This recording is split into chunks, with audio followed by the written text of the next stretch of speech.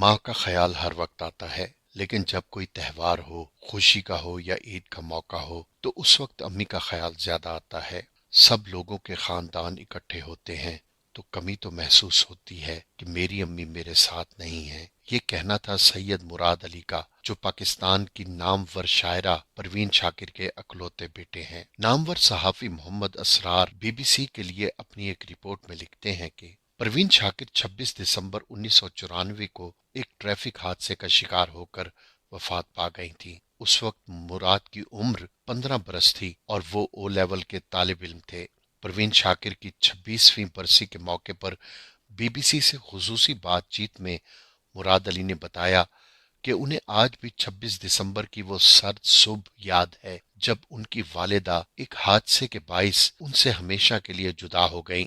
मुराद अली का कहना था, बारिश हो रही थी, अम्मी हस्बे मामूल तैयार होकर ऑफिस चली गईं। तकरीबन 9:30 बजे फोन आया कि आपकी अम्मी को हादसा पेश आया है, आप पिम्स आ जाएं। मुराद ने फौरन परवीन शाकिर की करीबी दोस्त परवीन कादिर आगा को फोन किया। वो भी अस्पताल आ गईं। मुराद बताते हैं, उस दिन बारिश हो रही थी और ट्रैफिक सिग्नल काम नहीं कर रहे थे और बस ने उनकी कार को टक्कर मार दी। अस्पताल पहुंचने पर मुझे बताया गया, जब उन्हें परवीन शाकिर को लाया गया तो नब्ज चल रही थी, लेकिन फिर उनकी वफात की खबर दी गई।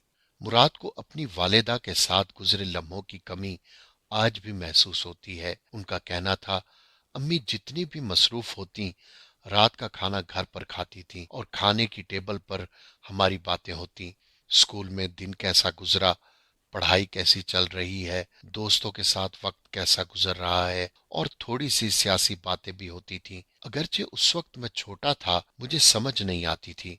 मुराद अली का कहना है कि वो खाने के मामले में बहुत नखरा करते थे, लेकिन उनकी वालिदा उनकी पसंद के खाने भी बनाती। अम्मी के हाथ का मटर पुलाव मुझे बहुत पसंद है और अम्मी रोहू मछली बनाया करती थी, जो मुझे बहुत पसंद थी। मुराद कहते हैं, उनकी खुशी का महवर मैं था। अम्मी मसरूफ होती थीं। मुशायरों और ऑफिस के कामों के बाद जो वक्त बचता था वो मेरे हिस्से में आता था और वही चंद यादें हैं उनकी जो मेरे पास हैं। उनका कहना था कि पाकिस्तान में सिंगल मदर होना बहुत मुश्किल है। वो मुशायरों में भी जाती, ऑफिस भी जाती और घर पर भी टाइम देती। वो मल्टीटास्किंग करती थीं। मुझे आज इस बात का एहसास होता है कि वो काफी मेहनत करती होंगी, बहुत मुश्किल से वक्त गुजारती होंगी। वो बहुत सारी चीजें एक साथ करती थीं। मुझे समझ नहीं आता वो किस तरह ये मैनेज करती थीं। मुराद ने बताया कि अमेरिका में क़याम के दौरान भी उनकी वालिदा ने मसरूफियत के बावजूद उनकी खुशी का ख्याल रखा।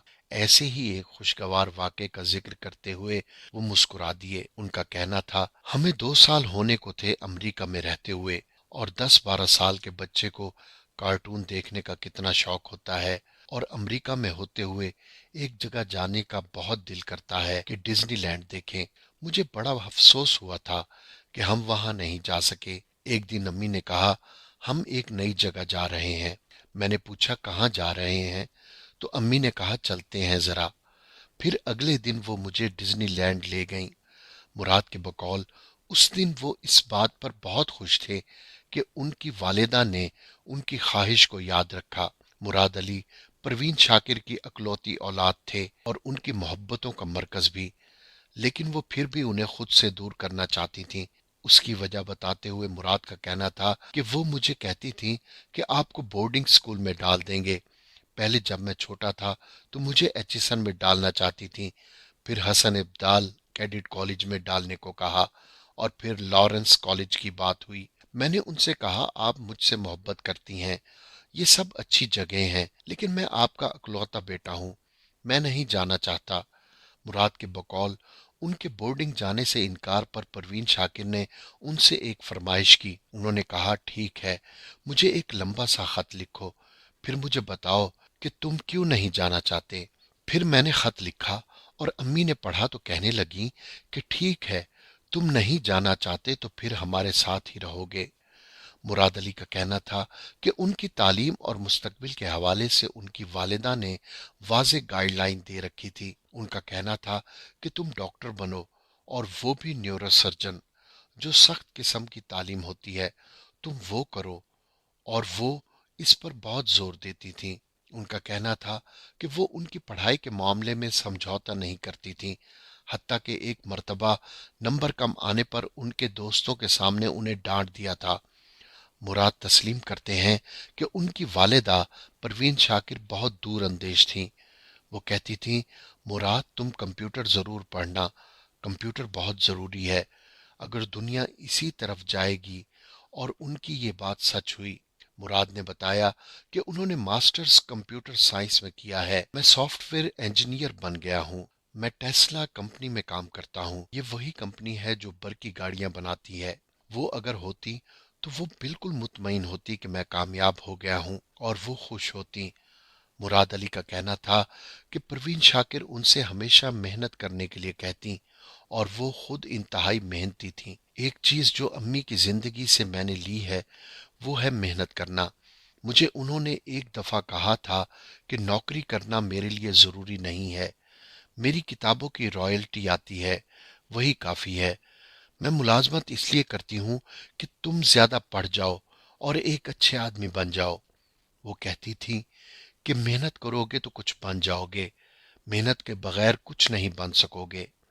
مراد کو اپنی والدہ پروین شاکر کی زندگی کے وہ لمحات بھی یاد ہیں جب وہ کھانے کے بعد چہل قدمی کرتے ہوئے شاعری کیا کرتی تھی۔ امی کو ٹہلنے کا بڑا شوق تھا، خاص طور پر کھانے کے بعد وہ خود کلامی کرتی، شاید وہ شعر پڑھتی تھیں یا شاید شعر دہرا رہی ہوتی تھیں۔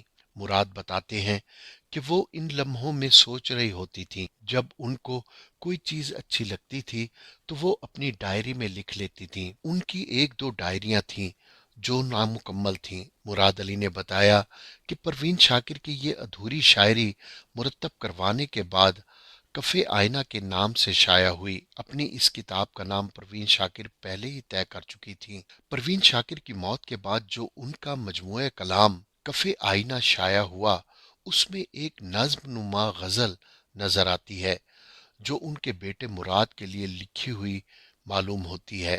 اس کے دو اشعار ان کے رشتے کے اظہار کے لیے کافی ہیں۔ خدا کرے تیری آنکھیں ہمیشہ ہنستی رہیں، دیار وقت سے تو شادماں گزرتا رہے، میں تجھ کو دیکھ نہ پاؤں تو کچھ ملال نہیں، کہیں بھی ہو تو ستارہ نشاں گزرتا رہے۔